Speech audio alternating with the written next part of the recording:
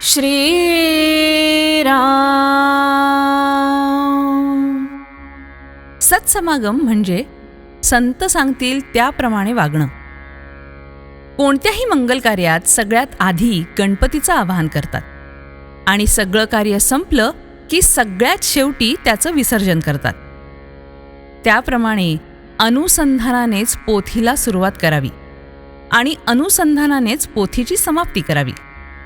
लौकिक कार्यामध्ये गणपतीचं विसर्जन झाल्यावर आपण शिल्लक उरतो, पण अनुसंधानाचं विसर्जन करताना आपणही त्यात नाहीसं व्हावं. जसं ठेवायचं असेल ना तसं ठेवा, पण आपला विसर पडू देऊ नका एवढी भीक घालावी अशी गुरुच्या चरणी प्रार्थना करावी. भगवंताला विसरून भजन करू नका. भगवंताची आठवण ठेवून भाजी जरी आणली ना तरी त्याचं श्रेय जास्त आहे. जगाच्या लाजेला भिवून भगवंताला अंतर देऊ नये. मी कोण याचा विचार करावा आणि तो करण्यासाठी मी नाही कोणाचा हे पहावं. मी आप्तेष्टांचा, बायको मुलांचा, आईबापांचा तर नाहीच, पण देहाचा आणि मनाचाही नाही. असं करता करता जो राहील ना तो मी. खरं समाधान एकपणात आहे, अद्वैतात आहे. म्हणून द्वैताचा जनक जो अभिमान तो कमी कसा करता येईल ना हे पाहावं. याकरता मी करता नसून देव करता आहे असं मानावं. सर्वानुभूती भगवत भाव पाहावा. सत्समागम करावा. सत्समागम म्हणजे सत्याचा समागम.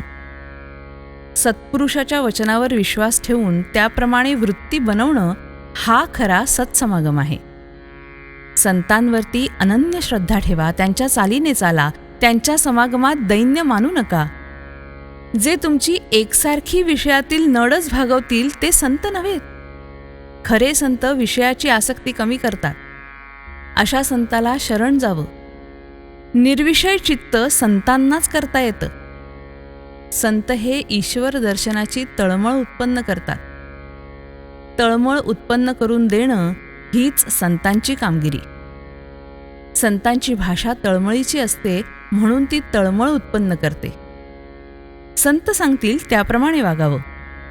जग संतांशिवाय असणंच शक्य नाही. जे देहात दिसले पण वस्तूत देहातीत राहिले ते संत.